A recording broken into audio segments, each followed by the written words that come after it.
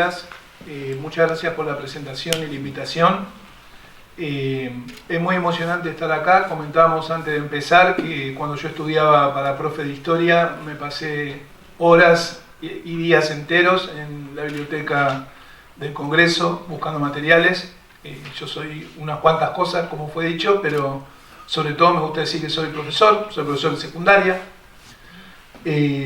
Entonces tiene todo el sentido para mí que podamos estar reunidos acá para contarles un poco sobre cómo es que escribí ese libro, Postales, contarles a lo mejor un poquito de las Malvinas, pero también sobre todo para ver qué les interesa saber, que a lo mejor o no está en el libro o está de manera incompleta o debería haber estado y les parece que no, porque creo que cuando hay algo que es tan significativo como el aniversario de una guerra, como poder volvernos a reunir, yo ahora estoy sin barbijo, pero ustedes están ahí con barbijo, o sea, recordamos todo el tiempo que estamos saliendo de una muy fea, creo que eso es algo muy importante también, para poner en contexto cualquier conversación. Es una palabra a lo mejor muy grande para chicas y chicos tan pequeños, pero ser sobrevivientes tan pronto es algo que seguramente van a recordar. Entonces a mí me gusta imaginarme este ejercicio de algo que vivimos cuando yo tenía la edad de ustedes o un poquito más. Es parte de una cadena más larga que aprendemos a construir lo que somos como sociedad entre todos. El libro estuvo pensado de ese lado también. Se llama Postales porque, bueno, ahora todo el mundo tiene celular, aunque ahora supongo que están apagados, hicimos caso. Pero cuando yo era chico, si había algo que a mí me gustaba recibir en mi casa, eran precisamente postales. Cuando las personas viajaban de vacaciones, en lugar de mandarse fotos o mandarlas por algún grupo de WhatsApp, lo que hacían era ir a algún kiosco, comprar una postal, escribirle algo atrás. Acá en la Argentina la mandábamos con sobre, en otros países no, en otros países directamente se les pega la estampilla atrás en la cartulina y así sale, pero bueno, nosotros la metíamos en unos sobres que tenían un dibujo muy bonito además de un gallo en una veleta, lo recuerdo claramente, ahí hay alguien que lo recuerda también. Y a mí me encantaba recibir postales, yo tenía una tía que viajaba mucho, eso hubiera sido otro libro tal vez, pero bueno, es contarles cómo llegué a Malvinas. Viajaba mucho por Patagonia, mi tía. Trabajaba vendiendo fertilizantes y repuestos para autos. Y era una loca mi tía. Porque era una loca. Porque, por ejemplo, podía aparecerse un día sin decir nada en mi casa. Yo vivía relativamente cerca de acá, vivía en Viamonte y Boulogne-sur-Mer, en el barrio de Once. Cuando todavía el mercado de abasto era abasto y no shopping. Estos encuentros tienen eso también, uno se da cuenta que ya va más para abuelo que para profe, pero bueno. Y un día podían tocar el portero de mi casa, el portero eléctrico, y era mi tía que llegaba de viaje, tenía un Renault 12 blanco, y el auto venía reventando de cosas. Y ustedes dirán, bueno, ¿qué cosas podía traer mi tía de un viaje? Y a lo mejor lo que traía era literalmente un nido de loros. ¿Saben cómo es un nido de loros? ¿Vieron alguna vez? Un terrible, es un bicho canasto gigante básicamente, un nido de loros. Y podía aparecerse con eso de regalo. Lo cual le encantaba a mi hermano más chico, me encantaba a mí, pero no necesariamente a mis papás. Así que cada vez que venía mi tía era una conmoción, porque traía ese tipo de regalos, traía fósiles también. Está mal juntar fósiles, ahora lo sabemos, pero cuando yo era chico la gente andaba de paseo y si encontraba algún fósil lo traía. Nos enseñó a armar un museo, mi habitación era un pequeñísimo museo de los viajes de mi tía. Teníamos conchillas, teníamos fósiles, tuvimos el nido de loros un tiempo, tuvimos algas secas como las que cuento en el libro, los cachillullos, hasta que empezaron a oler tan feo que hubo que tirarlas. Huelen feo las algas, se pudren, salvo que uno las seque, eso lo saben hacer los científicos, yo no, o por lo menos los científicos, los cientistas sociales como soy yo, no. Y mi tía también tenía la costumbre, como sus viajes eran muy largos, de mandarnos postales de cada lugar que iba. Y ese fue mi primer vínculo con la Patagonia. Las fotos que mi tía elegía comprar para mandarnos en postales. Un rectangulito muy colorido, con alguna historia siempre muy rara atrás. Cuando digo que mi tía era una loca, lo digo de un modo cariñoso, en el sentido de que hacía algo que ahora nos cuesta bastante, que es tomarse tiempo para hacer las cosas. Cuando tuvimos la suerte de que finalmente nos llevara en uno de esos viajes a mi hermano y a mí, al principio no entendíamos nada porque íbamos por la ruta 3. La ruta 3, si algún día quieren ir en auto a Patagonia, hay algo muy lindo. Fíjense, todavía no hablé de la Malvinas, vamos arrimando. Uno puede agarrar la ruta 3, es un viaje soñado. Agarrar la ruta 3, que va paralela al Océano Atlántico, llegar tan al sur como puede llegar si quiere a Bahía La Pataya, en Tierra del Fuego. Hay que cruzar en balsa, porque Tierra del Fuego es una isla, pero se puede cruzar en balsa, con auto y todo, por supuesto. No se imaginen una balsa de troncos, porque es bastante bravo el mar por ahí. Y uno puede volver por la ruta 40, que es otra Patagonia, la cordillera. Patagonia es algo fascinante porque es muy distinto, cambia mucho el paisaje. Pero para volver al punto, bastaba salir a la ruta para que fuéramos en ese Renault 12, que no era muy rápido. Podemos decir que yendo a mucha velocidad, iba a 80 km por hora. Ahora los autos son bastante más rápidos. Y de la nada, ella de golpe gritarle a mi tío, que se llamaba Eduardo: frená, frená, Edu, frená.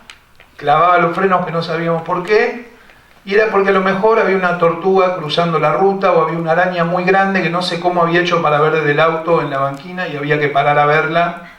Y a lo mejor estábamos 2 horas siguiendo la araña, a ver dónde tenía el nido, la cueva y así. Y ese fue el viaje con mi tía. En gran medida, primero nos metió el bichito de la curiosidad con esas postales, pero seguro que nos metió el bichito de la curiosidad porque es un lugar que amaba. Es muy difícil no encariñarse con algunos lugares de la Patagonia. Perdón por quienes sean o tengan afecto por otros lugares del país, pero cada uno tiene los suyos. Y aunque vivo acá, me considero un patagónico afectivamente. Y cuando llegó el momento nos lo mostró. Un viaje es algo que uno tiene que preparar mucho. Nuestro viaje a Malvinas no fue a Malvinas, miren.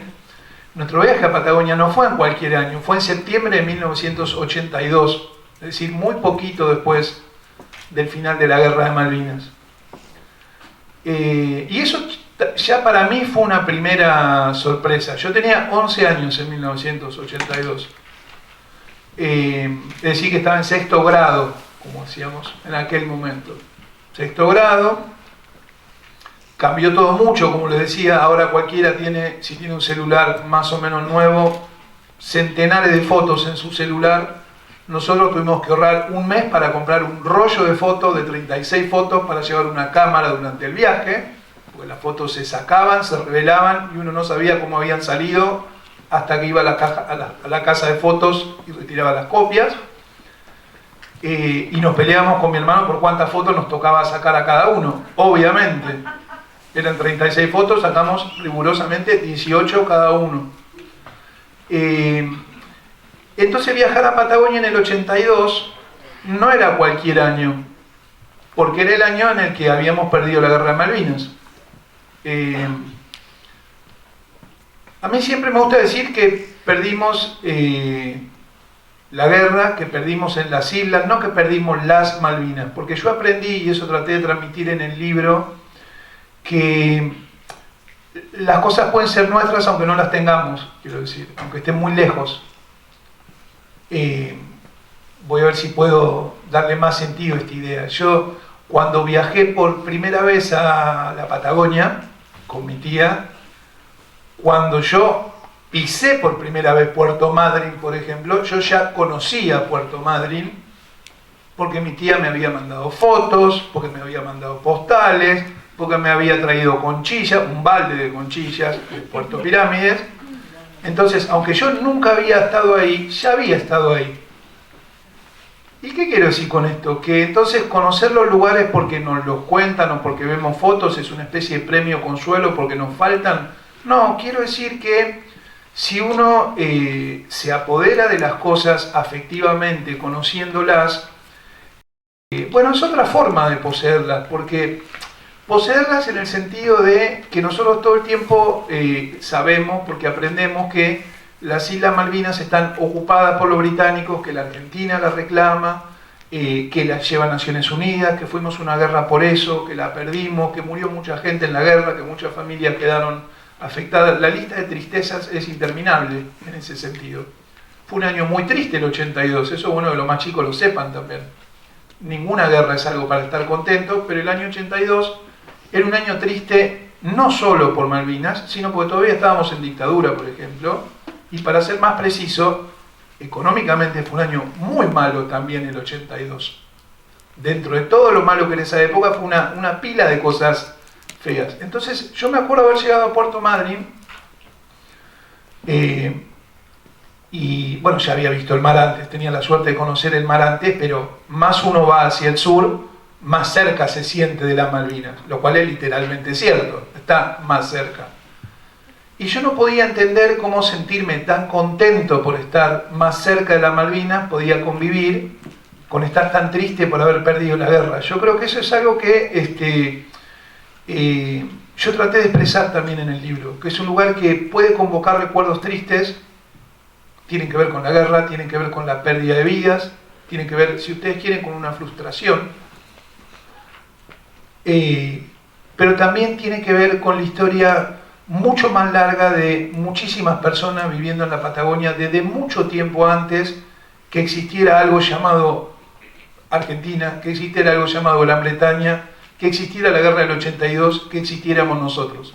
Cuando uno va a la Patagonia, y Malvinas es parte de la Patagonia, vamos llegando, lo que uno entiende es que esto que es muy fácil decir, bueno, la historia se ocupa, yo soy historiador, eso lo dijeron recién, la historia se ocupa de las cosas que sucedieron. Pero yo me acuerdo claramente que la sensación que tuve en una mañana, hacía un frío además terrible, hace mucho frío, y eso que era septiembre, yo sentí un calor cuando tuve esa sensación, esa mezcla de sensaciones, ¿cómo puedo estar triste si esto es tan lindo? Me acuerdo claramente de ese pensamiento.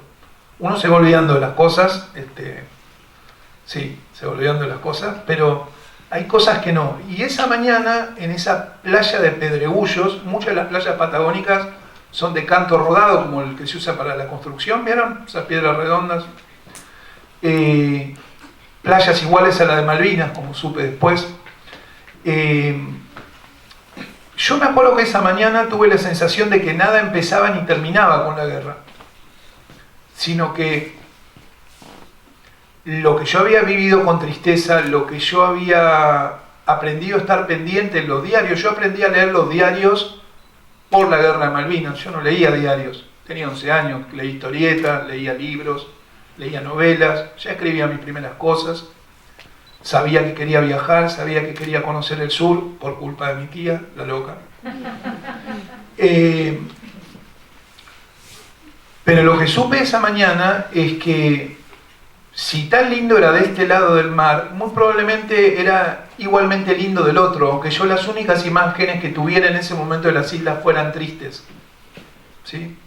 Porque era septiembre del 82. Entonces, cuando ya de bastante más grande pude empezar a armar el viaje a Malvinas, si bien Postales cuenta fundamentalmente un viaje, que es el primero que yo hice, yo tuve la suerte de ir 3 veces a Malvinas.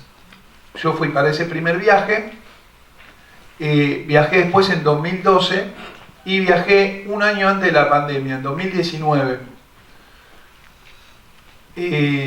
La verdad es que cada vez fueron más bonitas.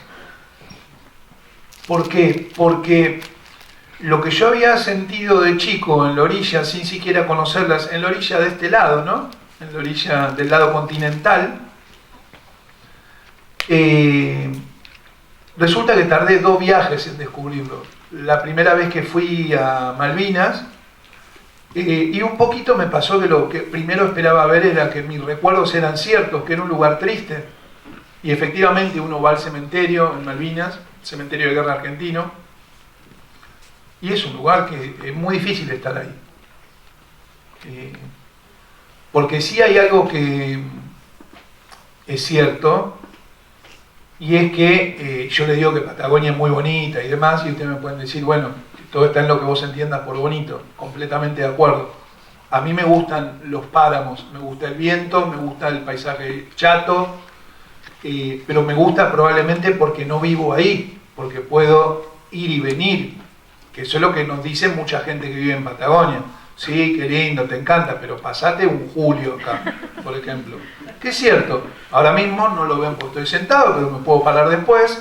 Como ya me recordaron, tengo 50 y pico de años y sufro más el frío, tengo los mismos pantalones con los que fui a Malvinas, son térmicos, así que serán no muy presentables, pero son comodísimos. Yo estoy más que calentito. Bueno, el cementerio está en un páramo, literalmente. El páramo es una planicie, el cementerio está en una hondonada y sopla el viento todo el tiempo. Y fíjense qué cosa, esto que les decía, me pasó lo mismo que en Puerto Madryn, 30 y pico de años antes, al revés. ¿Cómo un lugar tan triste puede estar en un lugar tan bonito? Era exactamente la sensación inversa. Porque es un lugar muy triste, el cementerio de guerra. Uno está muy contento de estar, en el sentido de poder visitar a personas cuyas historias investigó.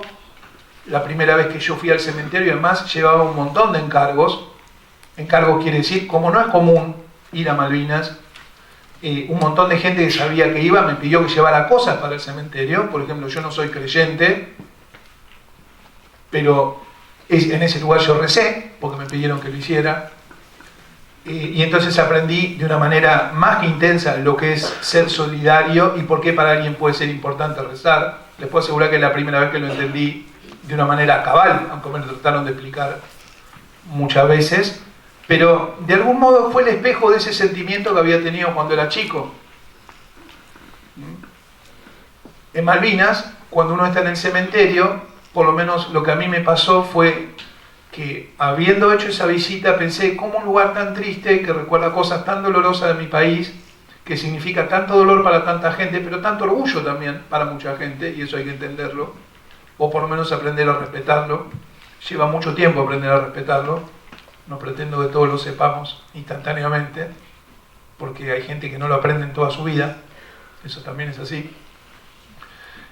¿Cómo un lugar tan triste puede estar en un lugar tan bonito? Y ahí es donde Malvinas, para mí, empezaron a transformarse en otra cosa, que siempre habían sido en realidad.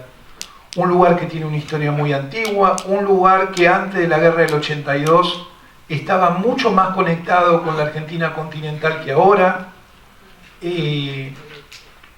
Empecé a mirar distinto el continente, la Argentina que yo conocía. Entonces empecé a prestar atención a otras cosas, a que mucha gente, por ejemplo, en el puerto de San Julián, en Santa Cruz, tiene el mismo apellido que gente que vive en Malvinas. Y eso es porque son familiares. ¿Cómo habrá sido la guerra para esa familia que tenía una parte en las islas y una parte en el continente? Seguro que distinta para mí. Se habrán detestado tanto como aprendimos a detestarnos en aquel momento. Si es que aprendimos a detestarnos, es otra cuestión también. Aprendí que a muchas cosas les dicen parecido, aunque hablen otro idioma. Aprendí, y es una idea a lo mejor difícil, pero a mí me ayuda mucho, por lo menos a tratar de entender la cuestión, que cuando yo pienso en Malvinas, pienso en la gente que vive ahí, como pienso en, no sé, mi hermano, por ejemplo, que vive en Tierra del Fuego hace 25 años, mi hermano y es más fueguino que porteño. Se crió acá conmigo.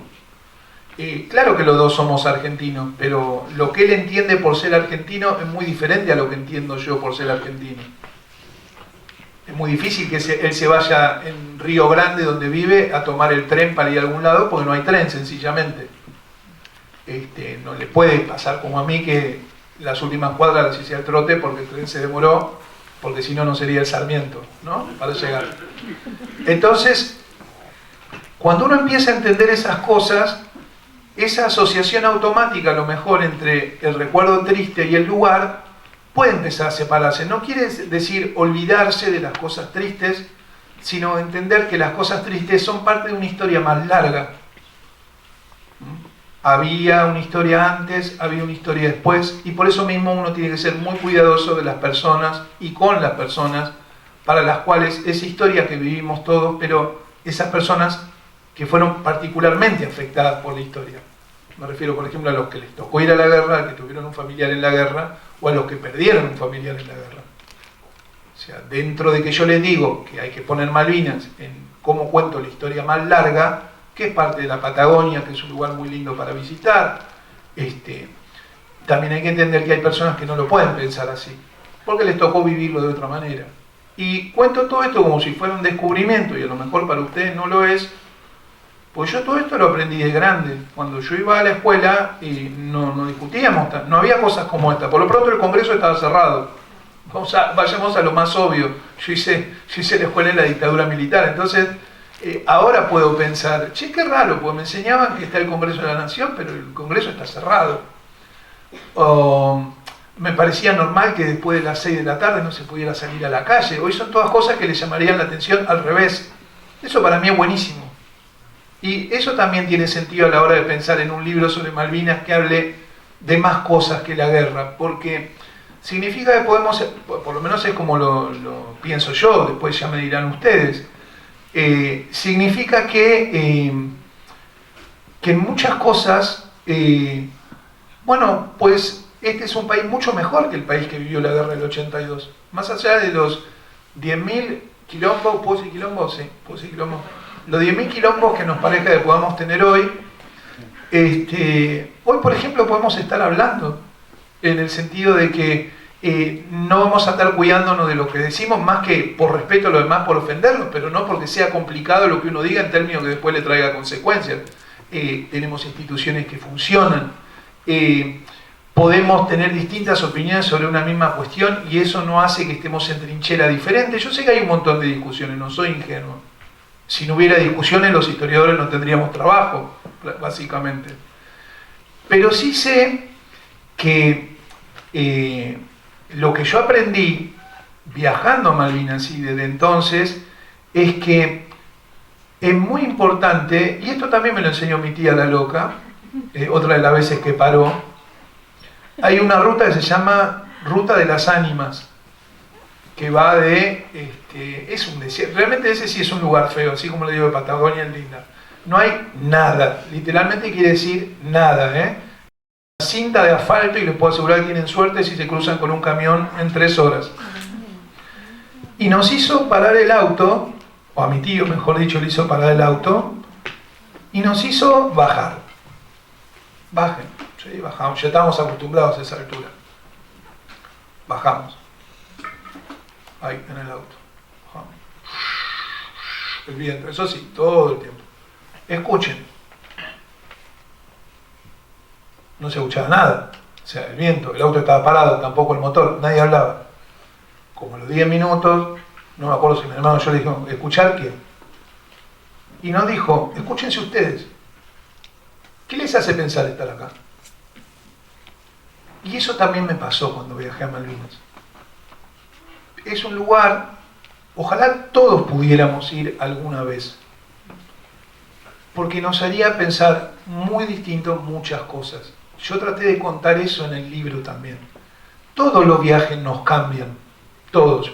El viaje más rutinario, el viaje más común, todos los viajes nos cambian.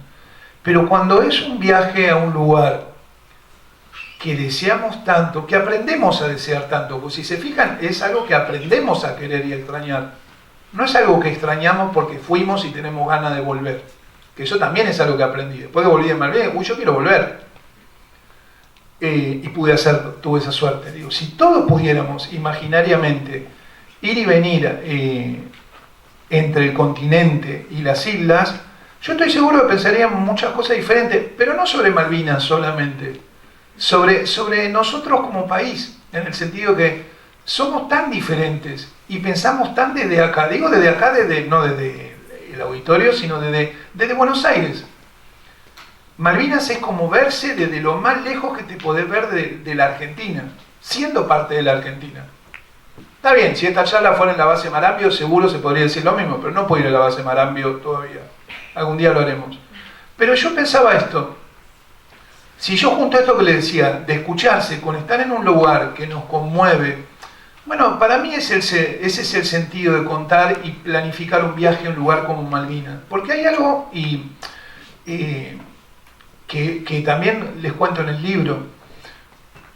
Uno piensa que está lejísimos. Y en un punto están. No es que uno puede ir fácil.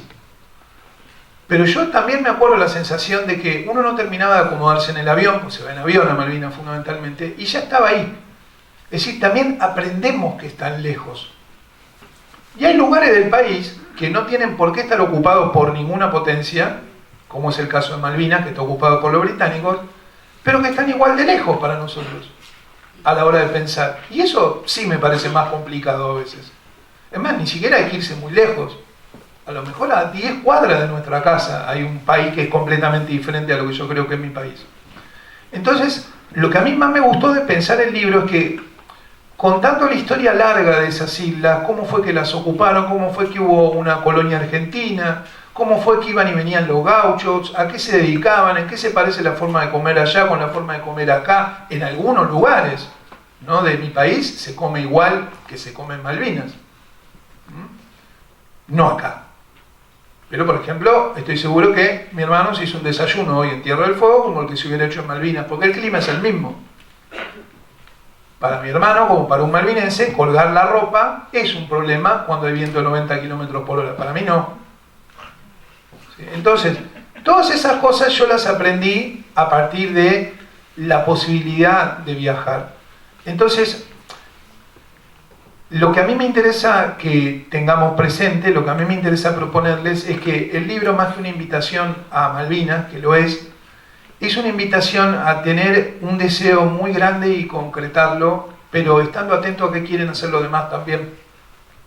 Que es lo que yo aprendí. Alguien me metió una curiosidad, alguien me pinchó para que la hiciera, alguien me ayudó a realizarla, alguien me recibió, alguien me acompañó, y muchas personas después me leyeron y me escucharon. ¿Qué es lo que uno aprende? Que es que nadie puede hacer las cosas solo. Nadie puede hacer las cosas solo, nadie puede visitar Malvinas solo, nadie puede volver a Malvinas solo y nadie puede pensar Malvinas solo. Eso es lo que yo traté de contar. Por eso el libro está lleno de historia de personas. No es solamente los animales, los paisajes, etcétera, sino la gente con la que uno se cruzó y la gente que lo ayudó a hacer el viaje.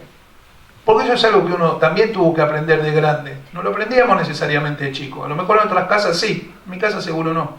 Nadie hace las cosas solo. Por eso le decía, y ojalá ahora tengamos un montón de preguntas, que cuando yo le decía a mi tía la loca, lo decía en el mejor de los sentidos. Porque hablar de tomarse tiempo para hacer las cosas, de que construir las cosas llevan tiempo y que hay que hacerlas con los demás, a veces parece un mensaje medio loco, pero en realidad es de profundo sentido común. Profundo sentido común. Es como en general uno ha tratado, ha aprendido, le han enseñado sobre todo a hacer las cosas. Yo les agradezco muchísimo la paciencia, pero yo soy medio opinión fijo cuando me pongo a hablar y ojalá tengan muchísimas preguntas ahora para que podamos intercambiar. ¿Les parece? Gracias por la atención.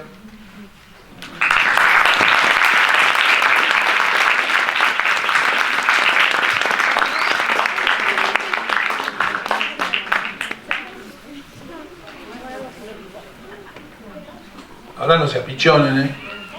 No tengo sueño. ¿Sueño? ¡Wow! Bueno, abrimos el espacio a preguntas entonces. Yo voy a ir acercando el micrófono por acá. Que levanten la mano acá. Tengo 3 preguntas. La primera es, ¿su libro es famoso, el libro de postales de Malvinas? No sé, cuéntenme ustedes. Para mí estar hablando delante de tanta gente sobre un libro que escribí ya es una maravilla. Así que sí, entre ustedes sí. ¿Conoció a María Elena Walsh, o sea, la famosa autora de libros infantiles? Bueno, estas son las ventajas de ser viejardo. Tengo un libro que me firmó ella cuando era más o menos de tu edad en una feria del libro. Wow. Es lo único que conocí. Hermoso. Sí. Y bueno, y la última, pero la menos probablemente, es en Malvinas vio pingüinos. Tengo que anotar de que yo no vi el libro entero, vi hasta el capítulo 6, creo. Ajá. Sí. Sí, vi, pero no fui en época en las cuales haya muchos. Yo viajé a Malvinas en marzo, las 3 veces viajé la última en septiembre, ahí ya empezaba a ver. La mejor época para ver pingüinos en Malvinas es en septiembre, a partir de septiembre. Septiembre hacia el verano, igual que en el continente, la mejor época para ver pingüinos en Chubut, digamos, es a partir de septiembre. Ballenas no, ballenas ya se puede desde agosto. Pero sí vi pingüinos. Sí, vi pingüinos que no había visto en el continente, de pico rojo, los papúas se llaman. Ellos le dan otro nombre. Lo vi de lejos, no se puede... Además te pican. Sí, son. ¿Su libro tendrá continuación? Ojalá. Tengo muchas ganas de hacer uno sobre faros. Los faros son una cosa que me gustan mucho. Una especie de viaje visitando algunos faros. Y estoy terminando de escribir una novela, tal vez más para grandes, pero es despectivo decir esto, así que olvídense que lo acabo de decir, porque no se dice así. Los libros son buenos o malos, no son para grandes o chicos. Que es la historia de un ballenero, alguien que cazaba ballenas. Yo sé que está mal, pero bueno, la gente se dedicaba a cazar ballenas. Pero la gran diferencia es que hago que viva en Tierra del Fuego. En general los libros de balleneros que uno leyó son gente que llega de Estados Unidos o de otros países a cazar ballenas, lo cual es estrictamente cierto, pero este ballenero hago que viva en Tierra del Fuego. Así que continuaría así. Tengo 2 preguntas en sí. A ver, Dale. La primera, ¿cómo era la trayectoria para ir a Malvinas? ¿Cómo es? Perfecto. Cuando se restablezcan los vuelos en julio, dentro de un mes, porque ahora está cerrado por la pandemia, hay 2 formas de viajar a Malvinas desde la Argentina. Una es volando a Punta Arenas, directamente. Punta Arenas es en Chile, y desde Punta Arenas hace el vuelo directamente a Malvinas, a una base militar que hace de aeropuerto internacional. Hay una base militar británica que se llama Mount Pleasant, y ahí llegan los aviones. Y el segundo sábado de cada mes, ese vuelo que sale de Punta Arenas toca en Río Gallegos, en la provincia de Santa Cruz. Esa es la forma más barata en realidad, porque si no, no alcanza para el vuelo hasta Punta Arenas. Uno se toma, yo de hecho hice eso, toma el micro hasta Río Gallegos y toma el tramito de Río Gallegos a Malvinas. No sé qué pasará, porque antes había también un vuelo que hacía San Pablo en Brasil, Córdoba, Malvinas, pero eso está en discusión ahora. Bueno, la segunda pregunta es ¿cuál es tu libro con más páginas? Mi libro con más páginas. Mira, es un libro que se llama La guerra por Malvinas. Es un libro más de cómo nos peleamos entre nosotros, sobre cómo contar la guerra desde que la guerra terminó. Ese sí es un libro para grandes. Ahora sería un embole que lo leyeran. Pero para grandes leanlo, está bueno. A ver, lee.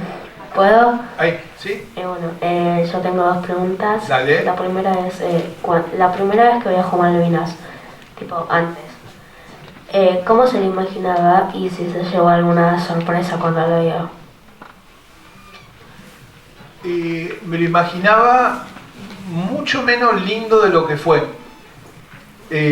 Sabía que me iba a emocionar. Me imaginé emociones distintas a las que tuve. Por ejemplo, y me llevé una sorpresa muy grande. Como la imagen que yo tenía de Malvinas era la de la foto de los diarios, la época de la guerra sobre todo, que son la marca de la memoria, digamos, me llamó mucho la atención que Malvinas fueran en color. Les puede parecer ridículo, Pero bueno, también cuando yo era chico la tele era en blanco y negro, recién empezaba a ser en color, hay que decirlo. Y claro, uno tenía imágenes de la guerra, entonces me acuerdo que me llamó mucho la atención, hay una foto famosa de la época de la guerra, que se ve el reloj del correo, un reloj con números romanos. Malvinas, el pueblo, Puerto Argentino, tiene una sola avenida principal. Y yo tenía la imagen de soldados argentinos con el reloj arriba, caminando. Una foto bien del 82. Y cuando llegué al lugar donde me iba a alojar, ver ese reloj y no ver soldados, me llamó mucho en mi cabeza. Fue como, uy, resulta que acá es en color. Y también que, uy, vive gente.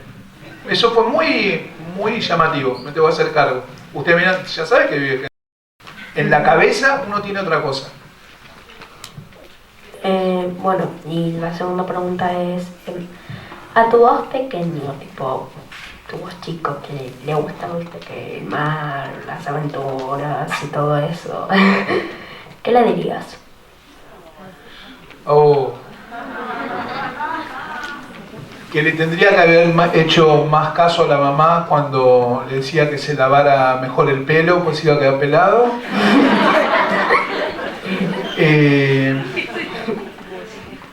Qué linda pregunta. Y que valió la pena. Que valió la pena.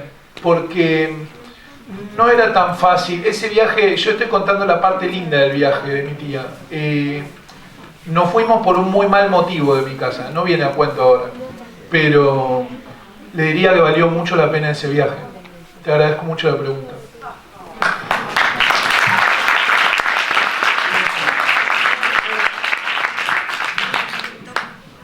Bueno, yo tengo una pregunta y es que, ¿algún inglés cuando estabas en las Malvinas te trató mal? No, a ver, para ser completamente sincero, si uno va... esto que yo decía, el respeto, es en todo, lo digo en un sentido amplio el término. No, al contrario, ellos saben lo que nosotros pensamos sobre ellos.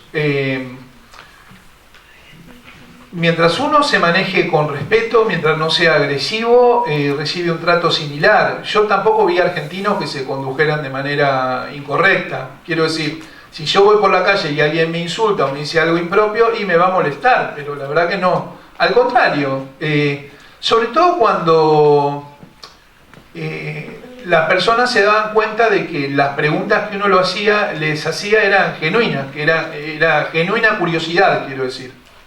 Por supuesto que hay temas que no se tocan, ¿viste? Como una cena de fin de año que ya se sabe que está el familiar quilombero, al que no hay que hablarle de tal cosa, etc.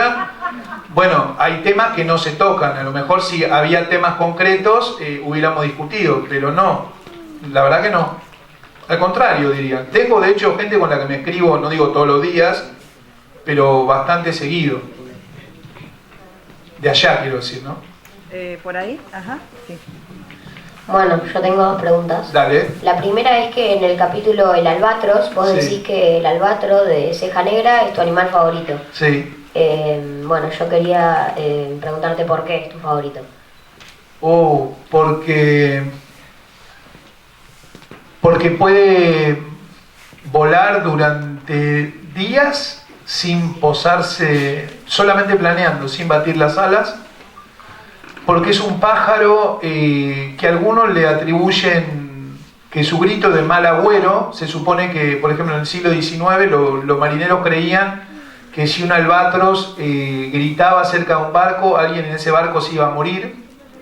Pero también el albatros anuncia la cercanía de tierra. Entonces me gusta un animal que pueda decir cosas tan diferentes. Y porque es majestuoso verlo, o sea, es una cosa, es como ver supongo que al que le gusta la cordillera, yo ya les aclaré que yo soy fan de la Patagonia, ver un cóndor, yo he visto cóndores, por ejemplo, es parecido, pero no es lo mismo porque está en la montaña. El albatros son sus alas y es el mar hasta donde te alcanza la vista, es muy impresionante. Bueno, y la segunda era, si vos tuvieses la oportunidad de mudarte a Malvinas con alguien con tu familia y poder enseñar allá, poder hacer lo mismo que acá, pero allá, ¿lo harías? Me encantaría, pero me debería divorciar. Me encantaría, pero sí, porque yo les estuve todo el tiempo diciendo nosotros no sabemos, ellos tampoco saben nada de nosotros. Y tu pregunta es muy buena porque nosotros habíamos hecho mucho para acercar a los isleños a nosotros, hasta la guerra. Eso en el libro lo cuento. De hecho está la foto de Fernanda, la maestra con el poncho en Malvinas. Bueno, todo eso la guerra lo arruinó, obviamente. Me encantaría, pero bueno, o es por un tiempo y ojalá todo esté de vuelta igual cuando pase ese tiempo, o sería un costo excesivamente alto. Creo que no haría ese sacrificio, pero me encantaría. Gracias. ¿Podrías contar con más detalle el capítulo Camp? Camp, a ver, es el que... Espera, lo tengo acá. Porque uno de los problemas que tuve con el libro es que yo soy muy desordenado para trabajar, así como me ven. Entonces el tema... Espera. ¿Es el de los caballos, tal vez? Déjenme ver, a ver, Camp. Sí, tenemos Plovería, María, téngame paciencia, el Albatro, Marca la Guerra, Los Cerros, Río de Piedra. Camp, acá está, 63. A ver, ¿por qué queremos que cuente con más detalle Camp? Ah, claro. Ya sé por qué. Bueno, primero esa cuestión de que en lugar de decir field, que es lo que uno esperaría, ellos le dicen camp al campo. ¿Por qué? Porque ahí trabajaron muchos gauchos en el siglo XIX, como se decía, rioplatenses. Había uruguayos, había entrerrianos, había bonaerenses. Porque me hizo acordar muchísimo a lugares del norte de Tierra del Fuego y de la provincia de Santa Cruz. No hay diferencia. Yo en uno de los viajes que hice a Malvinas fui con mi hermano vive en Tierra del Fuego, ya se lo dije, y me acuerdo el comentario de él cuando estábamos paseando, qué sé yo. Él es bastante más práctico que yo en su oficio, él es técnico en telecomunicaciones. Y claro, yo decía, mirá Germán, mirá esto, qué lindo, qué sé yo. Es igual que allá, decir, la verdad que para ver esto me quedaba, me acuerdo que me lo dijo, para ver esto me quedaba en Río Grande, dice, porque el paisaje es muy parecido. Creo que eso es lo contradictorio, que lo pensamos todo el tiempo como diferente, es como que también aprendemos así como aprendemos a ver lo que nos falta, aprendemos a ver lo que nos diferencia y le prestamos menos atención a lo que hay en común. Ni siquiera digo como con las personas, en el espacio. Y ahí es uno de esos lugares. Es el mismo paisaje, hasta son los mismos nombres, hasta a veces son los mismos nombres para las cosas. Hay un arroyo, por ejemplo, arroyo se dice creek en inglés, y se llama Bombilla Creek. Tiene el mismo nombre del siglo XIX. Como muchos lugares de nuestra Patagonia tienen nombres en inglés o en otros idiomas. O sea, hay una pregunta más grande sobre qué es lo que vuelve propio un lugar, ¿no? Y ahí te das cuenta que hay mezclas, Y claro, las mezclas son complicadas, pues no es tan fácil tomar partido, ¿no? O al revés, siempre es más fácil tomar partido. Tengo una pregunta. A ver. ¿Por qué de pequeño tenía ganas de ir a las Islas Malvinas? Bueno, porque por un lado, completamente sincero, en mi escuela me tuvieron que enseñar de apuro cuando fue la guerra, la marcha de Malvinas y demás. Vieron que había escuelas que estaban todo el tiempo con Malvinas, había escuelas que no hablaban nunca. Bueno, vieron, le digo a las y los que tienen 25 años menos que yo, pero había escuelas que machacaban todo el tiempo con Malvinas y escuelas que no. La mía de las que no. Tuvimos que aprender todo de golpe, que era Argentina, la marcha, bla, bla, bla, todo, pues estábamos en guerra.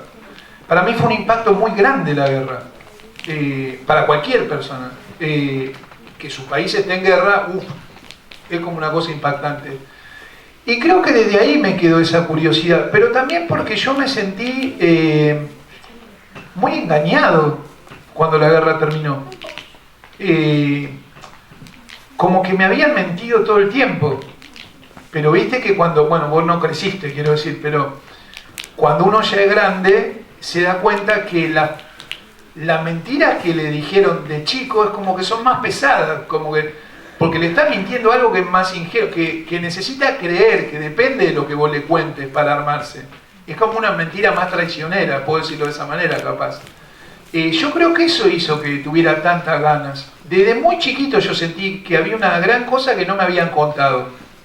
Y eso me dio muchas ganas de ir. Quería ver, quería saber. Por eso creo que de la primera cosa que le dije, la curiosidad es algo que hay que borrar ese dicho, la curiosidad mató al gato. La curiosidad nos hace mejores personas. ¿Me escucha? ¿Sí? Tengo dos Ya. preguntas. Sí, dale. Una es, ¿por qué, de dónde sacaste toda la información que hay en tu libro? Porque hay cosas que vos, la podés saber yendo a Malvinas y hay otras que no, que las tenés que buscar.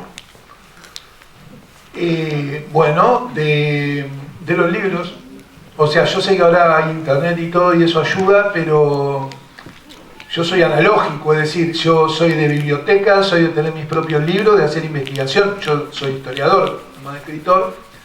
Entonces, justamente cuando empecé a ver que la historia era más larga, empecé a buscar qué libros habían escrito otros sobre Malvinas y sobre la Patagonia. Y hay muchísimos, muchísimos y muy lindos, sobre todo libros de viajes. Así que de esa fuente sobre todo saqué la información. Y la segunda es, ¿por qué no te volviste oceanógrafo?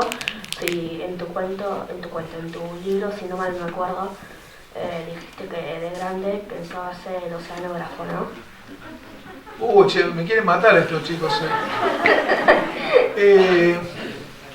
Cuando yo empecé la secundaria, en el año 84, es decir, la prehistoria para ustedes. Era el primer año de la democracia. Yo empecé la secundaria con el gobierno de Alfonsín, el primer presidente después de la dictadura. En aquella época no se estudiaba oceanografía en tantos lugares como ahora.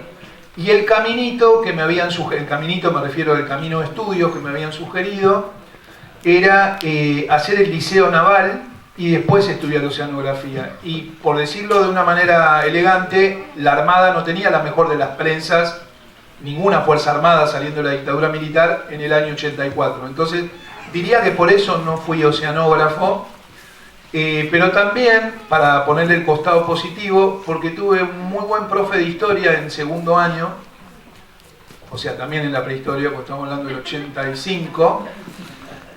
A mí siempre me gustó contar historias, verán que soy bastante charleta, me gusta leer y me gusta mucho contar. Y le pregunté si él pensaba que yo podía ser buen profesor, segundo año. Y me dijo que sí, bueno, y acá estoy. Todavía no sé si la pifié, como les digo. También hace un rato le diría al chiquito, valió la pena. Creo que vale la pena. Mirá qué lindo, estamos hablando hace un rato de cosas importantísimas. Así que, por eso. Es bastante más sacrificado también, ¿no? Es más lindo ver la foto de ballenas que morirse de frío para sacárselas. Son dos cosas diferentes. ¿Cómo te sentiste cuando viajando? Uy, en el avión, no me podía quedar quieto, pero ya te digo, no terminás de acomodarte que ya llegás. Y de golpe mirás por la ventanilla y bueno, es el mapa ese que todos tenemos en la cabeza, de golpe lo empezás a ver. Eso es muy impresionante. Ahora vos me decís, cuando viajaba, también en Malvinas para visitar los lugares tenés que andar mucho en auto. Bueno, eso sí es como en Patagonia también, está todo muy lejos. Entonces, cada viaje, por ejemplo, para ir a Darwin, al cementerio, son 90 kilómetros en medio de la pampa, del camp, como dicen ellos. Y es eso, mirá, igual que allá, mirá. Mirá, igual que allá, se volvía la muletilla. Y otra cosa era el viaje de vuelta. Porque por un lado tenía muchas ganas de volver, porque tenía ganas de contar todas las cosas que había visto, pero al mismo tiempo no tenía ganas de volver, porque me había gustado mucho el lugar. Es como que no me alcanzó. Qué aburriendo por otra parte, pero no te alcanza, porque es muy emocionante. Muy emocionante. Una pregunta. Dos. A ver, espera. Sí. En En los 3 viajes que nos contaste que hiciste a Malvinas, Sí. ¿qué fue lo más lindo que sacaste de esos 3 viajes? Escribir el libro. Capaz muy de telegrama, los telegramas ya no se deben de mandar, salvo de despido, pero escribir el libro, sentir que también es una sensación que les prometo que van a tener, pero esa sensación de que un montón de cosas que fuiste haciendo empiezan a encajar, que pueden tener la forma de un libro, una conversación con alguien. Vos fijate de cosas, lo más lindo no necesariamente fue algo que sucedió durante los viajes. Después me sucedieron cosas lindas en los viajes, por supuesto que sí. Ya te digo, la mamá de un soldado que murió en Malvinas, por ejemplo, que estaba identificado ya en el primer viaje. Ahora la mayoría de los muertos están identificados, pero la primera vez que fui yo no, por ejemplo. La mayoría de los muertos solo decía soldado solo conocido por Dios. Probablemente sepan que ahora el equipo de antropología forense identificó a la mayoría de quienes están en Malvinas. Bueno, pero esta señora, así como un papá me pidió que rezara, y eso para mí fue muy emocionante, por la confianza, de hecho me tuve que aprender el Padre Nuestro. Mentira, ya lo sabía, pero no creía. Una mamá me pidió que le pusiera un pullover en la cruz al hijo. Eso, es más fácil contarlo que hacerlo.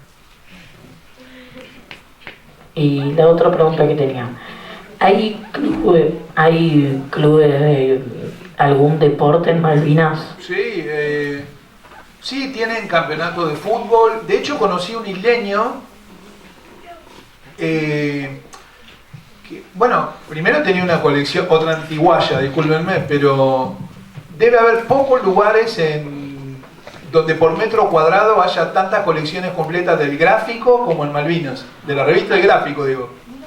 De hecho, no lo conocí, pero hay un malvinense que llegó a jugar en las inferiores de Boca, estamos hablando antes de la guerra, y tienen campeonato de fútbol. De hecho, juegan, a ver, es poca gente, con lo cual la mayoría, bueno, en el invierno juegan futsal, por decir algo, pero tienen equipos, claro. Juegan, a lo mejor, tienen una sola escuela, así que no pueden jugar una escuela contra la otra, hay una sola escuela,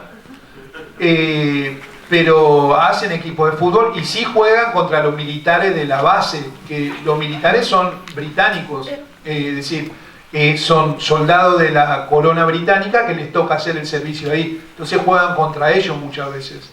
Sí, hacen fútbol, hacen equitación, hacen hockey, pero es una población muy chiquita también, eso es importante decirlo, no pueden hacer un gran campeonato, no tendrían jugadores. Una pregunta. ¿Dónde estamos? Allá, gracias. ¿Fue fácil el viaje, no solo tipo, a poder llegar a Malvinas, sino hasta donde estás ahora, de todo lo que lograste y todo lo que pudiste hacer? Y si te gustó ese viaje. ¿Hubo una consulta previa a algún terapeuta antes de hacer la pregunta? No fue fácil. Le mentiría si dijera que es fácil. Reiteraría lo que digo, vale la pena. ¿Por qué no es fácil? Bueno, porque lleva mucho tiempo, porque estudiar, por ejemplo, a ver, uno está acá y parece que es un militante de estudien todo el tiempo porque les va a ir bien. Sí, hay que estudiar porque los que no tenemos algún tipo de banca familiar, apellido importante, empresa familiar que nos sostenga, etcétera, a mí me enseñaron de chiquito y sigo creyendo en eso, que lo único que tengo es mi propia cabeza y mi esfuerzo. Yo sigo creyendo en eso. Sé que también eso es muy injusto de acuerdo a donde uno viva, los colegios que tenga cerca, los profesores que les toque, no idealizo eso. Por eso digo que fue difícil, porque cuando yo decía que, por ejemplo, al comienzo me pasé horas acá, horas en la biblioteca, quiero decir, realmente es porque yo trabajaba muchísimas horas y estudiaba a la noche para ser profe. Entonces, si vos me dijeras, ¿lo haría de nuevo? Sí, lo haría de nuevo, pero me gustaría que fuera más fácil, también debo ser sincero. Y después porque Malvinas, como ya hablando estrictamente de la guerra, como la dictadura, que es lo otro que yo investigo, son temas muy complicados, muy dolorosos, tienen que ver con la vida y la muerte de las personas. Y bueno, vos no sos la misma persona cuando trabajás esas cosas. Cuando, por ejemplo, y ahora me corro completamente de Malvinas por un segundo, yo hice la historia de una agrupación sindical de constructores de barcos en Tigre, trabajadores navales. Ahora no se construyen casi barcos en la Argentina, recién ahora se están empezando a construir. Pero resulta que antes de la dictadura militar, el astillero privado de construcción de barcos más grande de América del Sur estaba en la Argentina, eran los astilleros Astarza. Y yo hice la historia de esa agrupación sindical, es decir, de los militantes sindicales que organizaban a los trabajadores de ese astillero. Eran una agrupación de 60 personas, de las cuales después de la dictadura quedaron 18. Yo entrevisté a los 18 que quedaron, a su familia y a la familia de los que no estaban porque los habían secuestrado o asesinado. Vos te cargás de eso también. No es que vivís todo el tiempo con eso, pero convivís con eso. Por eso estos encuentros son tan importantes, porque no porque uno les pasa la mochila, no se trata de eso, sino porque es la pregunta por el sentido. ¿Valió la pena? Valió la pena. ¿Te costó mucho esfuerzo? Y te costó mucho esfuerzo. Pues tenés que escuchar cosas. Y yo te dijera, che, ¿querés que te cuenten cómo es que te falte alguien 30 años? Y vos me dirías, no, la verdad no quiero que me lo cuenten. Pero cuando tiene un sentido, pues estás enseñando otra cosa, y porque el nombre de esa persona no se olvida, la pucha, recontra vale la pena. Lo haría 10.000 veces. Tengo dos preguntas. La primera. ¿Crees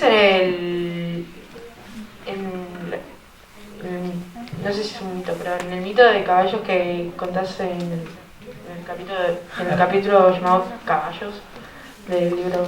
¿Esa es la primera? Sí, creo, definitivamente. Yo creo que, por esto mismo que acabo de decir, así como digo que no soy creyente en Dios, sí creo que cuando uno físicamente se muere no se va. Yo creo que ahora mismo estamos hablando con un montón de personas que las historias que estamos contando no hubieran sido posibles sin ellas. Yo creo que no se termina todo cuando nos vamos, por decirlo así. En eso sí creo, entonces claramente creo en lo de los caballos. No es algo que inventé porque además sucedió. Y creo en esa mirada que vi. Y la otra, ¿serías capaz de conducir en un auto de Malvinas?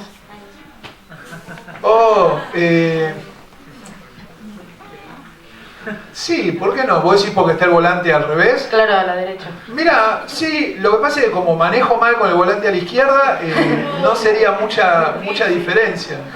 A priori estoy mejor que otro. Sí. Quise hacerlo, pero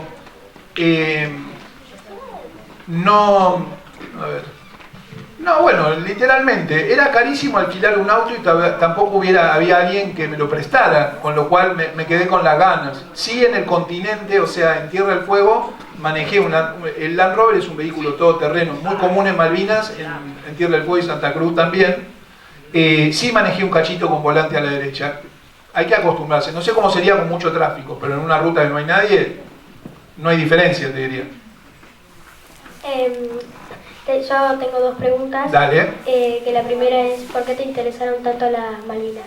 A ver, vamos a agregar. Llama de grande porque todos somos hijos de nuestra época. Otra vez, ustedes son chicos, tienen toda la vida por delante. Esto que estoy diciendo va a tener sentido a lo mejor dentro de 20 años.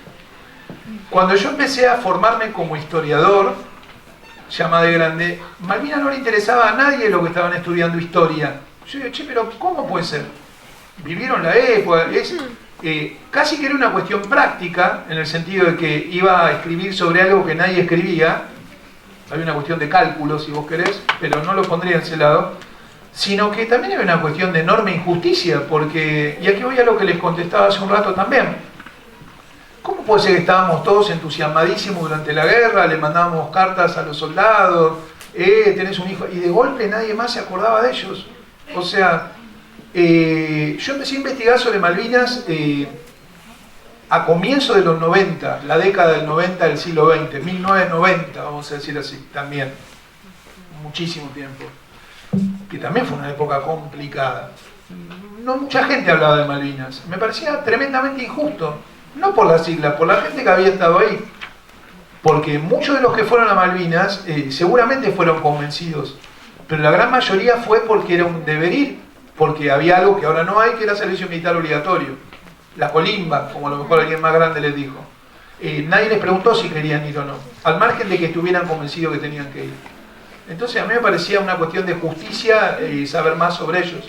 Yo empecé a investigar primero sobre la guerra también y después sobre las islas. Son como dos cosas distintas, ¿no? Sí. Y la segunda Dale. era, ¿cómo se te ocurrió ser historiador? De verdad no hay ningún psicólogo acá, nada. Bueno, es un problema esa pregunta, pero ¿por qué es un problema? Mira, cuando yo estudiaba para historiador, tenés que hacer muchas cosas para ser historiador. Pero en mi cabeza, ser historiador es publicar un libro de historia. O sea, yo me consideré historiador la primera vez que publiqué un artículo y un libro sobre historia. Soy historiador porque me gustan las historias. Me encantaba leerlas. Yo nunca leí, de chico, yo leía libros de historia, pero no los leía como libros de historia. Los leía como cuentos. No hay... a ver, ¿cómo lo puedo decir? A ver si me sale bien la frase. Lo que las personas han hecho en realidad, es decir, lo que los historiadores estudian, supera por lejos lo que nos podemos imaginar a la hora de querer inventar una historia.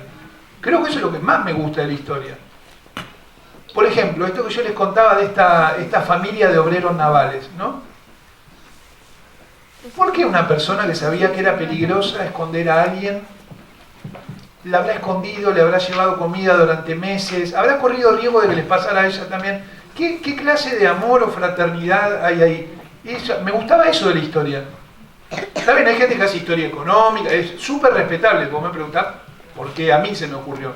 Bueno, porque me gustan las historias. Hay un historiador que a mí me gusta mucho que se llama Marc Bloch, que era francés, y él decía que los historiadores son como los ogros. En los cuentos, los ogros, cuando huelen carne humana o sangre humana, ahí van y se lo morfan, ¿no?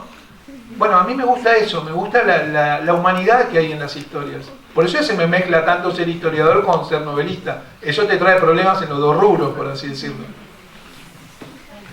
Una pregunta. A ver.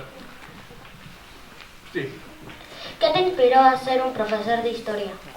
Este profe que les contaba, que se llama Lucas, ahora somos amigos con Lucas. Lucas es más viejo que yo. Y me encantaba cómo daba clase, porque no parecía que daba clase. Yo quiero ser profe como él fue profesor para mí. No parecía que daba clase. Y él fue el que me dijo, sí, vas a ser buen profesor. Él me inspiró. Estaría bueno que estuviera acá, pero se lo he podido decir, así que sí. Y digo, me gustaría ser porque uno se va haciendo profe todos los días, no es que te recibís y sos profe, Estamos en un horario ya un poco de borde con esta salida, con este encuentro. Hay miles de manos levantadas, muchas preguntas que desean ser dichas. Vamos a habilitar 3 preguntitas nada más a 3 personas que no hayan preguntado y con ello vamos a hacer las palabras de cierre de la charla. Bueno, perdón. Voy a alejar un poco la cara porque se escucha re fuerte. Tengo 2 preguntas. Una sobre vos, sobre la guerra, y la otra sobre el libro. A ver. Acá estoy. Sí. Bueno, en tu escuela, cuando eras chico, ¿mandaste una carta a un soldado? Y si la respuesta es sí, ¿te enteraste a quién llegó? Si siquiera llegó. Mandé 3 cartas por día, nunca recibí ninguna respuesta y no sé si habrán llegado. Pero sí, escribía y mandaba, todos lo hacíamos. Todos, no sé, en mi escuela por lo menos sí. Y bueno, la Sí. otra respuesta sobre la otra pregunta sobre el libro es ¿cómo se te ocurrió hacer tipo la portada con plastilina de... Que me favorece notablemente. Sí. Son muy amables. No se me ocurrió a mí, se le ocurrió a Saramela, que es el artista que la hizo. Le estoy eternamente agradecido porque me favorece notablemente. Y creo que tiene que ver, pero esta es mi lectura, con esta idea de que también nosotros le damos forma a las cosas, ¿no? Sí, no se me ocurrió a mí, se le ocurrió a él. Se le ocurrió a él. La pregunta que yo tengo es A ver, si sí. planeas volver a viajar a Malvinas. Uy, y dale con el psicólogo. En el 2019 yo ya estaba planeando un viaje, es más, estaba planeando más que un viaje, estaba planeando organizar visitas con argentinos. Pero bueno, pasaron cosas. No sé, ahora habría que pensar todo de nuevo, no sé cómo van a ser los vuelos. Me encantaría llevar gente. Me encantaría ir con mis cursos a Malvinas. Pero hay un montón de problemas para eso. Si puedo, un minutito, yo no tengo problemas. Ustedes saben, por ejemplo, una escuela pública argentina no puede ir.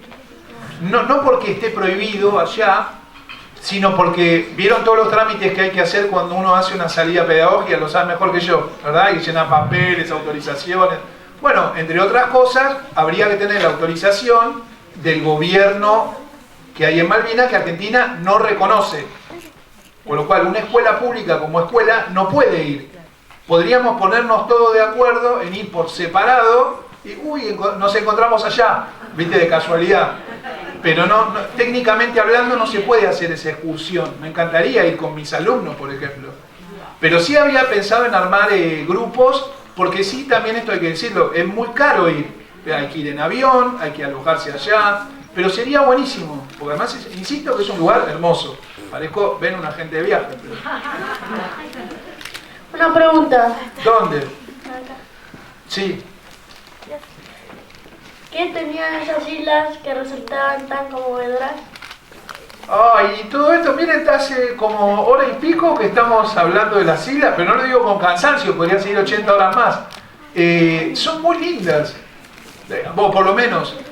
Tienen todas las cosas que a mí me gustan. A lo mejor a otro le gusta el delta. Para mí el delta, por ejemplo, perdón si a alguien le gusta, me muero de calor, hay mosquitos, no me gusta que pase la lancha y sacuda todo, pero Malvinas me encanta. Hay viento, te cambia el clima cada 5 minutos, te dan una taza de té ahí calentita y es como el mejor regalo que te pueden hacer. Bueno, son gustos, ¿no?